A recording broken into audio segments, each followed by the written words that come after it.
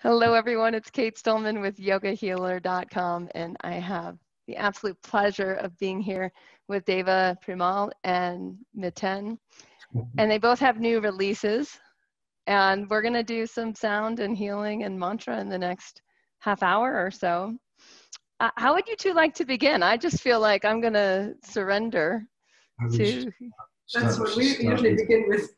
Start with the mantra and then surrender. That's it. Usually it's surrender. We surrender and then we start with the mantra. Because, you know, the whole thing with the mantras is you're not surrendered, then don't bother. You know, there has to be an intention there. It's not a career move, you know, chanting mantras, you know. You know what I mean? It's not there. So you have to begin with surrender, Kate, and then you have the mantra. So we will begin with a universal peace mantra, shall we? Okay. Would you like that? Okay. Give us a little. We don't need it. I don't need that. Deep breath.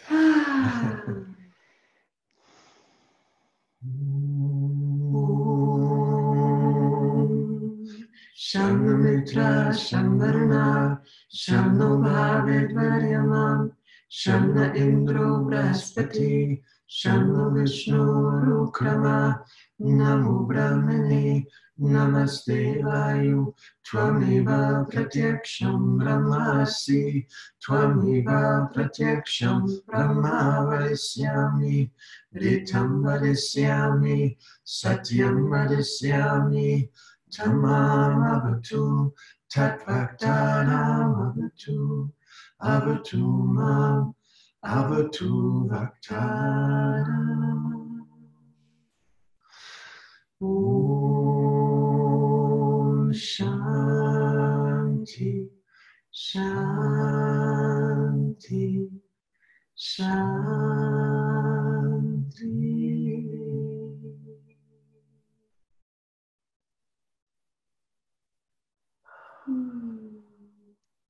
What was your question? I don't know if I have I can make a question. I would love to hear more. So you had, Miten, you had open heart surgery, and from that, you created this album, Devotee. And I would love for you to talk about your creative process with it, if it's different, if this was different, or how you receive and generate. Yeah, no, in that way it wasn't any different. The songs always come, you know, it's been part of my life since I was a young guy. And the difference now is that the creative process is a little different because I don't chase the songs anymore like I used to when I was younger. I just, and that arose about 40 years ago when I first came to Osho in Pune in India. And that was when I was in the ashram and in his community, and started to learn meditation, and I started to learn what sacred music is. Like we were saying about surrender, music has to appear out of silence for it to be sacred. It needs a space of attention and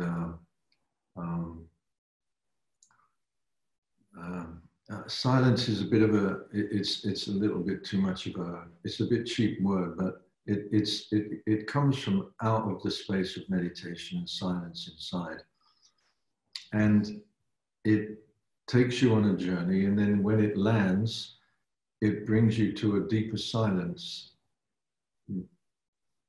to the one you just left.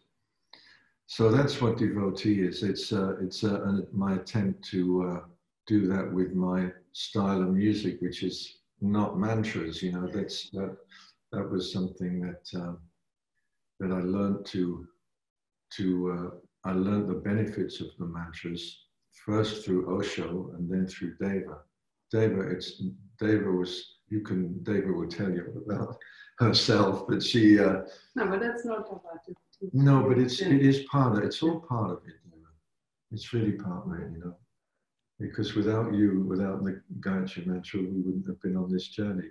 But I think it would also be beautiful to say about the music to die to aspect, you know, because that was such a big, it's such a big part of the mood.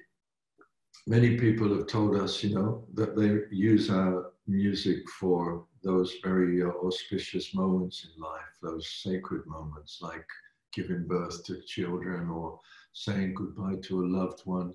Our music accompanies quite often in our Sangha those situations. And in a way, I focused with devotee, I tried to focus on making music for those kind of moments, you know, moments when the music is there in an invisible way, but in a very energetic and vibrational context, you know. So that was the aim with devotee. It was like when after the heart operation, of course, you know, I kind of had this rebirth feeling of being about 2 weeks afterwards, a feeling like I'd gone through a birth canal, and after some days of catharsis where Deva was holding the space for me to deal with the trauma of the body, the physicality of the body. Once that was over, I felt like, oh, I'm reborn and I'm a young spirit in this decaying body, you know. So it's kind of interesting. And so that's basically where devotee comes from. Like I said, but without Deva and I have been on such an incredible journey. We're 30 years together next year. Wow. We're like 24/7. And it's just amazing. And without the mantras and without her music and chanting, would never have happened, of course, you know. You know. I just have to round this off, because I really liked that while we were recording devotee, there was this question, you know, can you die to this music? And that doesn't mean that it's music that's only slow or only, I guess, sad, because we always connect such sadness with death. Or, you know, like it has reggae in it and has blues in it, you know, because it's all in that moment that is also intensely alive, you know, because it's so, everything is so magnified in that moment. And but personally, I'm anyway so kind of passionate about death and about what that means, and, you know, like that's why she's hanging out with me.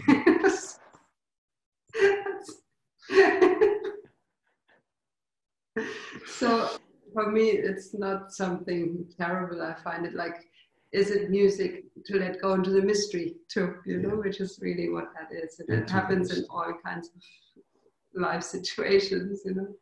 Yeah, I mean, I think this is a huge concept, right? If we look in yoga in general, of like the death and rebirth cycle, and it's part of all ancient traditions where we allow ourselves to go through cycles within the larger cycle of life. And in a modern Western culture, it's like I'd say it's the weakest part of the cycle. Like we're good at like starting things and going for it, but less so on the closure, less so on the silence and the space that Miten brought up earlier, in the silence and then allowing for a deeper silence and a deeper vibration and that grounding and rooting that's part of the decay and compost and process before regeneration. By talking about regeneration, we told the people on the tour that for every devotee album they bought, we would plant trees to be proactive, in, you know, with all the terrible fires that went on in Brazil while we were on tour in the Amazon, and again now in Australia, and last year in California. So we planted about 2,500 trees on that tour, which is really nice. Wow. It's our way of giving back as best we can, you know, because we travel a lot on planes, which we know is something that we're trying to cut down on, but You know, it's our understanding right now is that, you know, there's a job to be done. Yeah. And there's a gathering to be had, and we really need to support each other on that way too. So we're going down to South America soon. We're going to Australia first, and then Costa Rica, and then South America. I saw that on your tour schedule, and I'd love to talk a little bit about what happens when people come from the busyness of their life or whatever their life is like, and they come and they're with you, and they are able to surrender a few days to silence and to vibration and resonance and mantra and voice and healing. Like what do you see is the process there? I feel it's an out breath, you know. It's the deep decompressing, and it's also such a relief, because what we do, what is, you know, it's also in yoga, as in the asanas and in the bhakti yoga with the chanting. There is no goal. Maybe it's even less with the chanting than with asanas, because asanas you could still feel like you're doing them as good as this person, or they're doing really amazing, or whatever, they look great or whatever. But with singing and chanting, it's just such an in the moment affair that nobody is even listening to or judging, or there's also nothing in the end like, oh wow, I can chant better now than I could an hour ago, you know. Like, it's not like you practice because you want to sing better or chant better, but it's you chant because it's only this moment, and once the moment is gone, it's gone, you know. But the silence remains, and the deep peace and the deep joy remains, and the feeling of wow, I've contributed to the sound in this room with all these people. Like, my voice was part of this ecstasy. And I also feel that it's the only place now really where there's no answers, you know. Like, there's no questions and no answers. There's no spiritual concepts, or, you know, of course you could say there are concepts because it comes from the Hindu tradition, and there are gods and goddesses and deities who have certain attributes and aspects, but really it's energy, and we don't even need to know all the stories and all the names of the deities. We can just tune into the sound right here, right now, and close our eyes and immerse ourselves in it, surrender to it, and then feel what that does. So it's perfect. All we know is that there's some power in what we're chanting that we felt, and I mean that's kind of the bottom line. Is somehow we don't need to know what they mean, but it's like you say about a headache pill, you know, you don't need to know what the ingredient is to get rid of the headache. And it's a bit like that, I think. What we know is that it's stronger than singing, I love you, baby, you left me last night, and I'm never going to see you again, or whatever, you know. Even the beautiful songs, even the fantastic songs, they're still descriptive. They can open the heart, and they're an emotional content. That's what these beautiful songs can do. But the mantras are beyond. They're beyond the emotional body. You know, they carry a different vibration. And I'm speaking from experience. You know, I've really done both. You know, and it's very obvious that we're playing with very powerful sound formulas, and you have to approach them with great respect. Deva, you know, the thing with Deva is that they're in her blood. She was conceived, not only born to them, but conceived with the Gayatri Mantra. It was chanted all through the childhood. She chanted it all through her childhood. You know, and so actually we sit in the very room I was born in. This is the room she was born in, with chanting the Gayatri Mantra. That's amazing.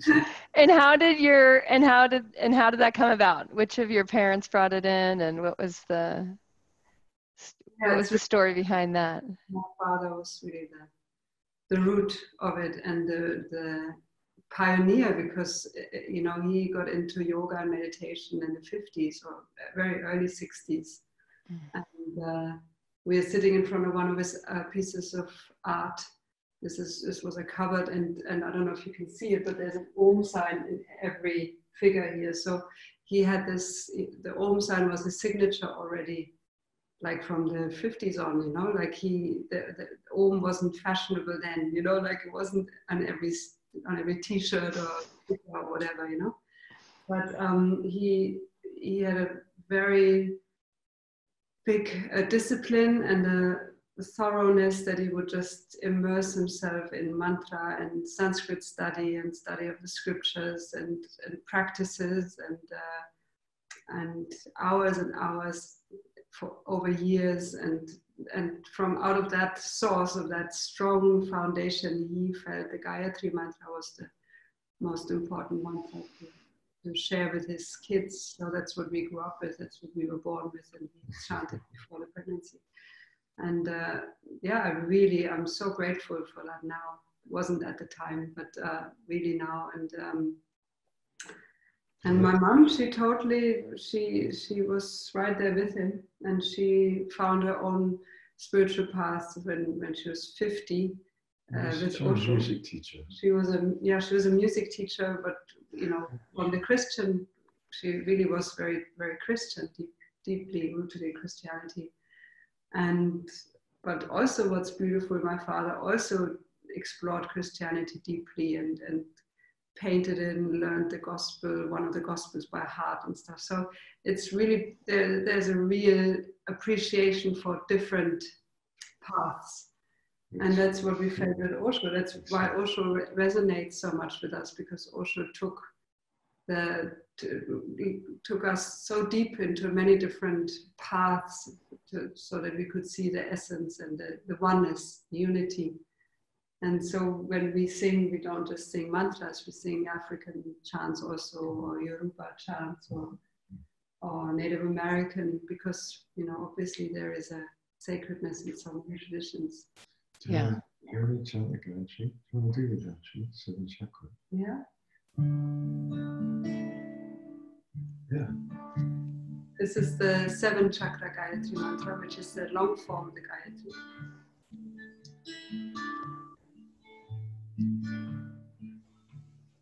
Om Bhuva Om Swaha Om Jana Om Tapa Om Satya Om Tat Saviturvarenyam Bhargo Deva Sadhimahi Dhiyo Yona Prachodayat.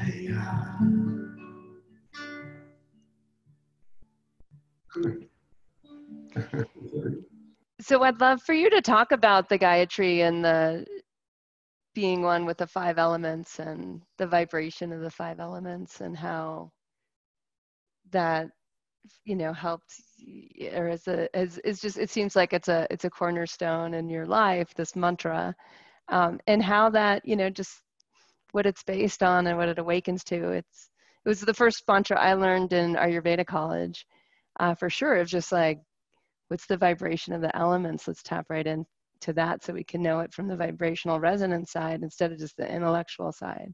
So I'd love to hear, as you've grown up with this mantra, what it's meant to you, or in relationship to the 5 elements.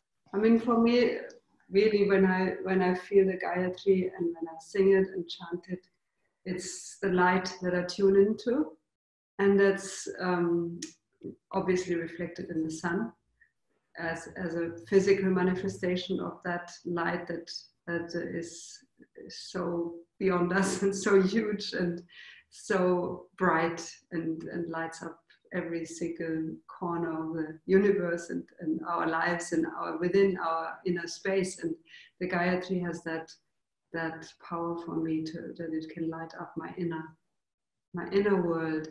And I grew up with a kind of short form of the Gayatri Mantra that doesn't actually spell out the 7 levels, like the 7 chakra that we just sang, which we just started. And just try one time. That's, or maybe I should sing it how I grew up with it. All 3. Yeah.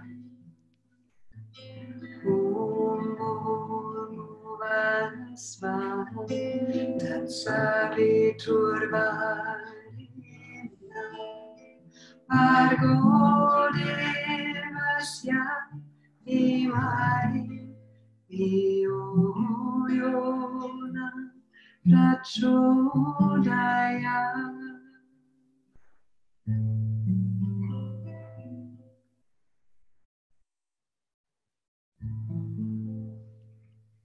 Yeah, so that's what is called the short form of the Gayatri Mantra. So for me, yeah, it's an invocation to the light, and that for me is basically all that's needed, because once everything is light and awake and energized by the light, there's nothing else.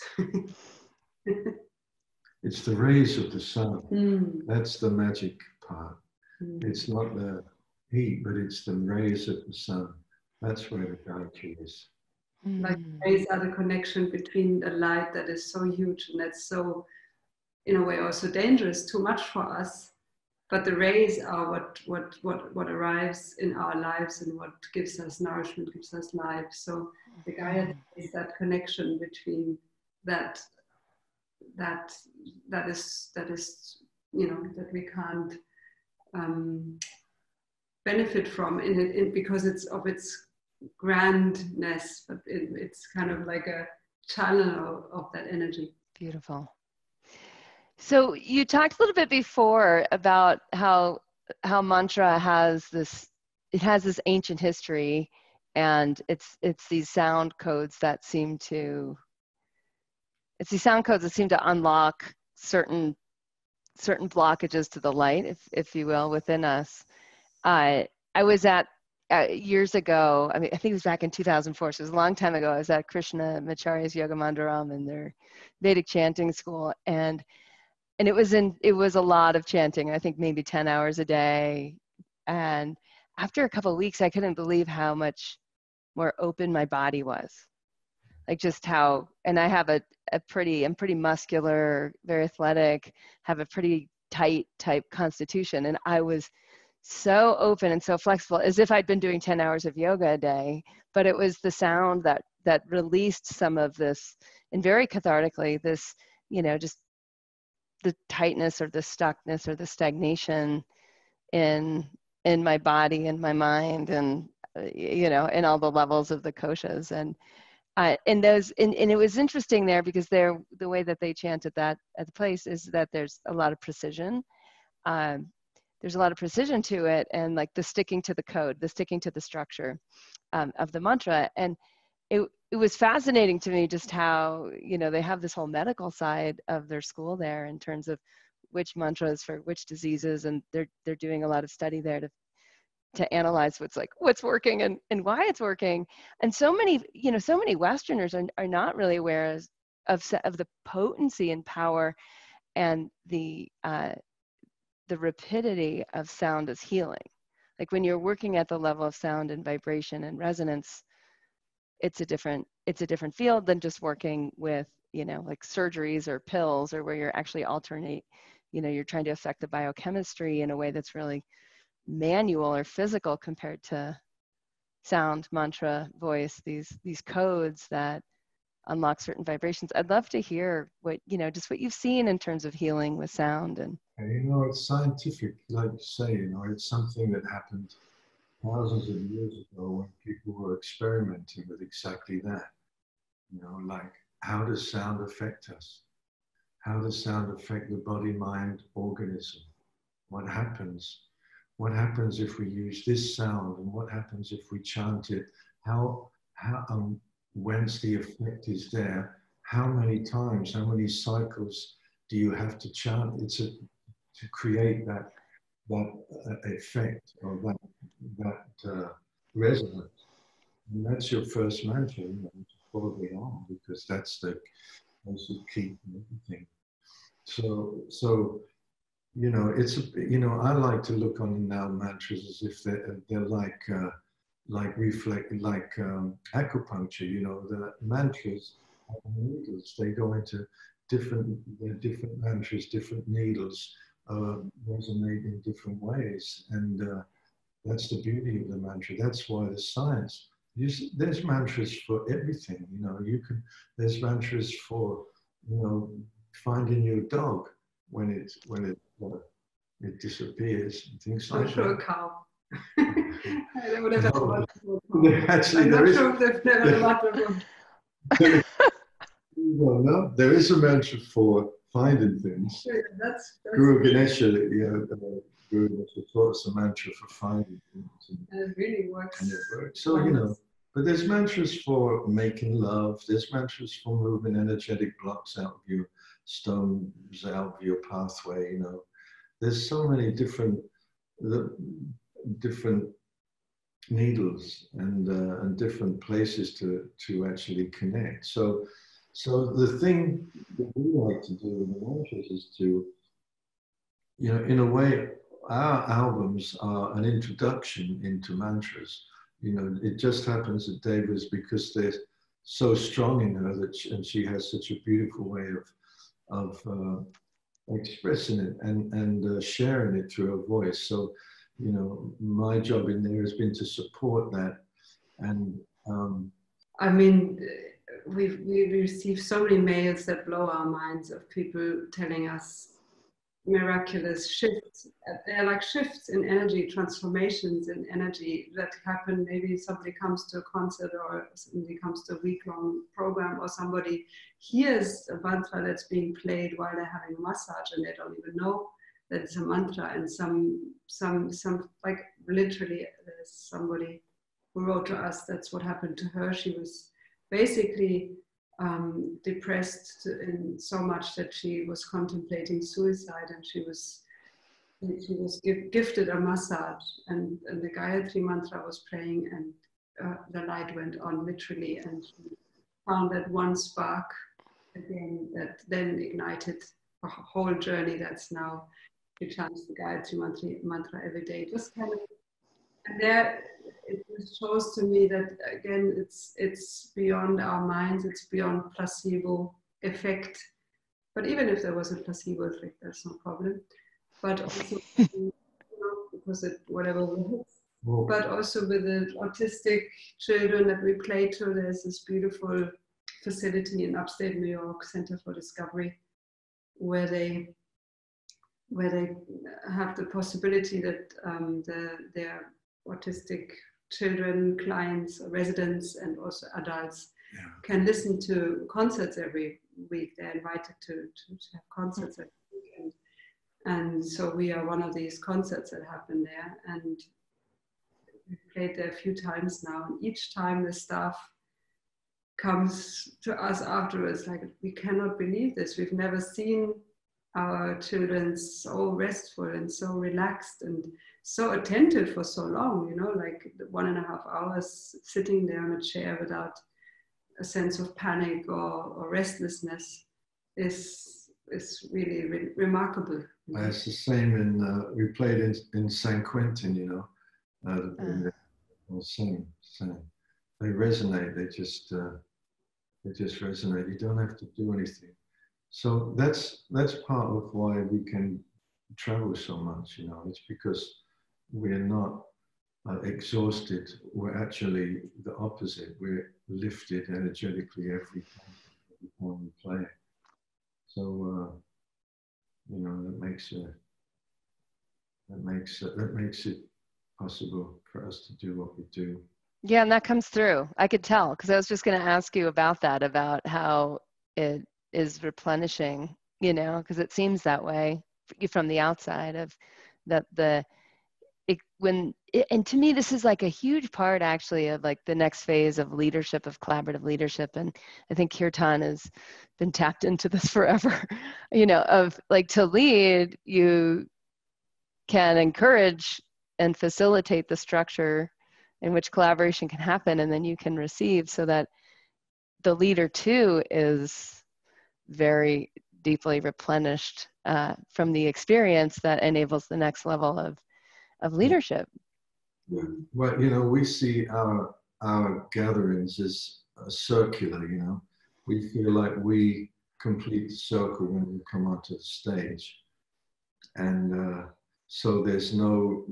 We do lead, obviously, but everybody is responsible for the vibe. Everybody in the room is responsible for the evening, and so it becomes very beautiful, very communal, and it's attracting so many people. More and more people are coming, more unlikely in a way.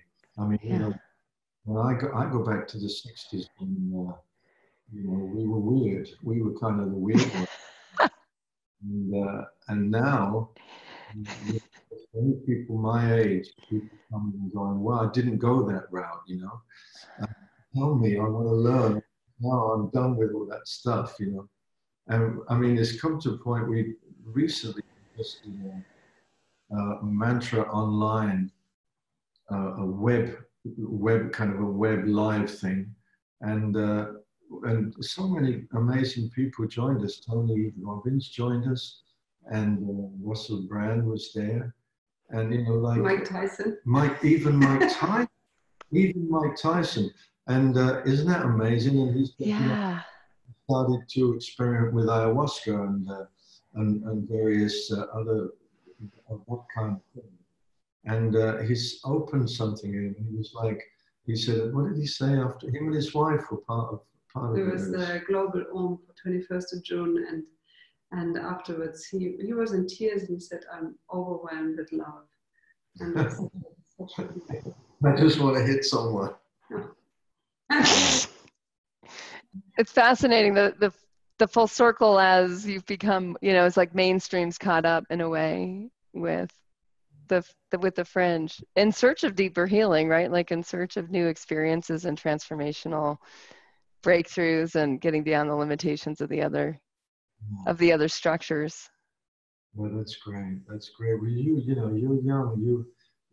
It's beautiful that you're finding your way into it. She's frozen there. No, I thought you were. And it's for me, and for me personally, it's amazing to see young people like you, because you are the flame carriers now, you guys, and because we're not Deva, but my generation is going. We're in so we were the ones who were there back in the 60s when it was really happening. There was really this vibration, and everything was a time of innocence, innocence and experimentation, and of course there were casualties, but that's. So if you were there, where are we now? Where are we now? You said we were the ones who were there, and where are we now? Well, I think.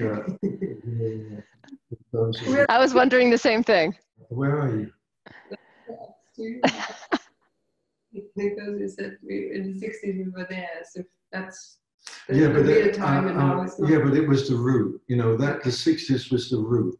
In a way, the 60s was the root. Maybe the 50s if you go back to the Beat generation. Yeah. But you can't go back much further than that, really.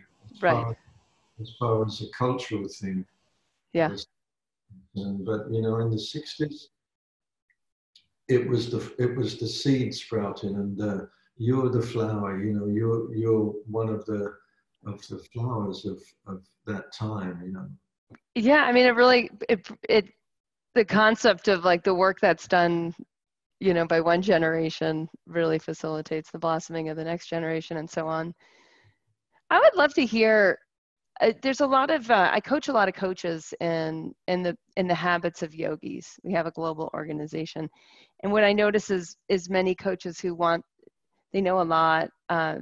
They've walked their own healing path. They know a lot about healing. They've helped a lot of people, and often there's a sense of needing to be in their voice at a next level, and speak their truth, and to really like be in a place where other people can hear them, right? To be that in themselves first. And I'm wondering any advice for people wanting, to deepen their impact and knowing that, this throat chakra, connecting with their heart chakra, connecting with their root, that there's a little bit of blur in there. Yeah, I mean, there's so many aspects to this. One thing is that I actually, as a European, I hear that Americans talk a lot in their throat. I hear a lot of people going really like that when they talk. I don't know, it's some kind of, part of the culture, part of the language. And I feel even just that to be aware of what do I sound like when I speak. Maybe if I lift my voice just a little bit, there's more, of inflection, more melody in it. Maybe it resonates more in the body.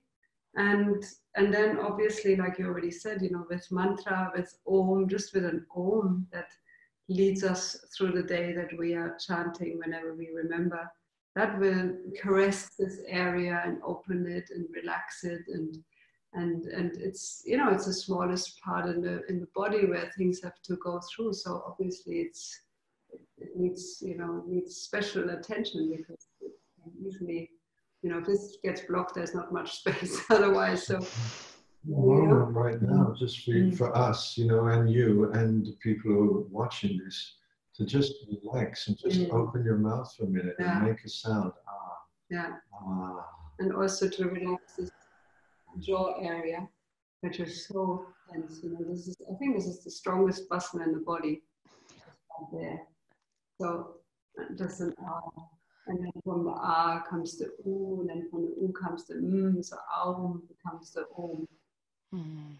That is already a good.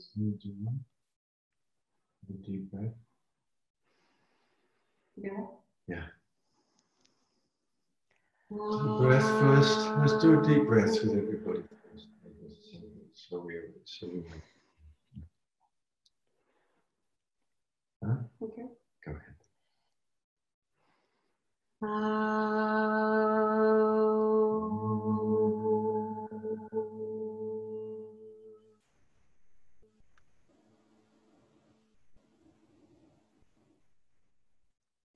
And let's do it together. Take a deep breath, everyone.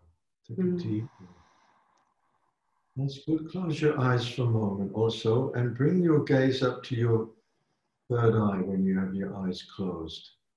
So your eyes are not looking down, which is what they usually do when you close them.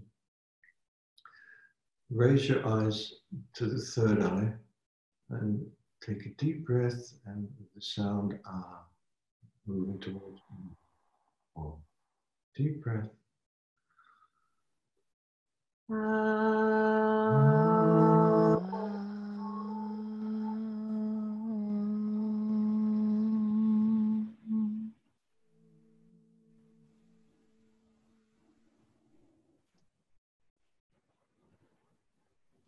Relax your throat.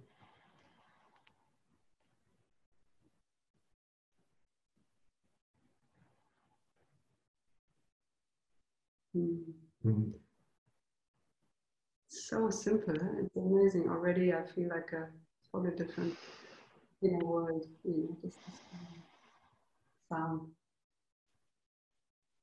Thank you. Thank you both.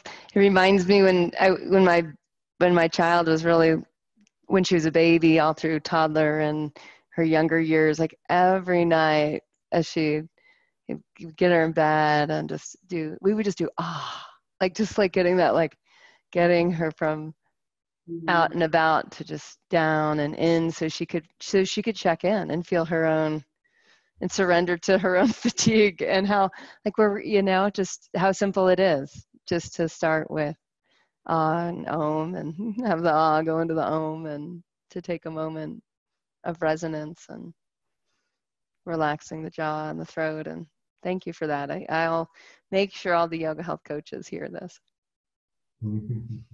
Any parting words? I really appreciate you both coming to the Yogahealer show. I'm excited for people to check out your tour schedule and your new albums. And for those who don't know, their website is devapremalmiten.com. That's DevaPremalMiten.com. And it's great because right on there you can hook up their music into your Spotify or iTunes accounts. Mhm. It's so fantastic how easy technology is getting. So any closing thoughts you'd like to leave us with? Should we sing Eyes Ocean? Sing your own song. Oh, that was nice advice for. Yeah, it's in the song. Yeah, I can do that with this. So the parting advice, the parting words, sing your own song, I'm going to do that. which is, yeah, that's you don't have to play, but that's really the key, that's really the key. It's such a simple key, but it's one we forget easily because it's too simple for some of us and it's too difficult for others of us. Because in some ways it's too simple because that's what comes naturally, and anyone can do that. It's so simple. And on the other hand, it's so difficult because it's where we are naked and exposed, and we are, this is me in this lifetime, in this particular packaging, and that's what I have to share. That's what I got to share.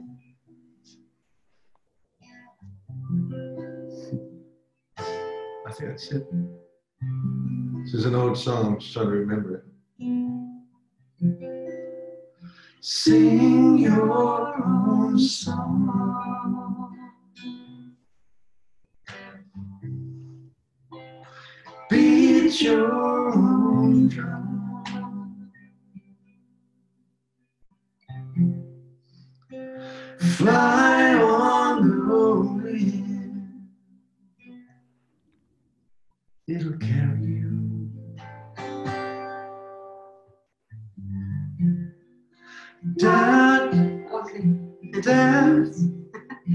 Dance your own dance. There's no better chance. Fly on the wind. It'll carry you.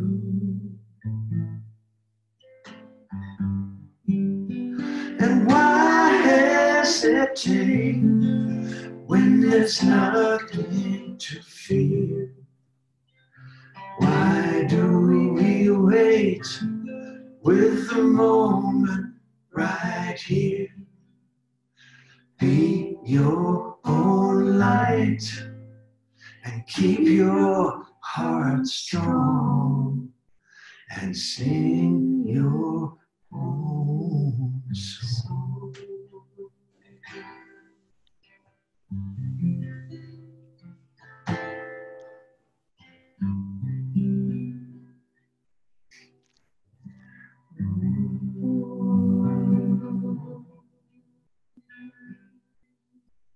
I love it. Thank you. Sing your own song. Okay.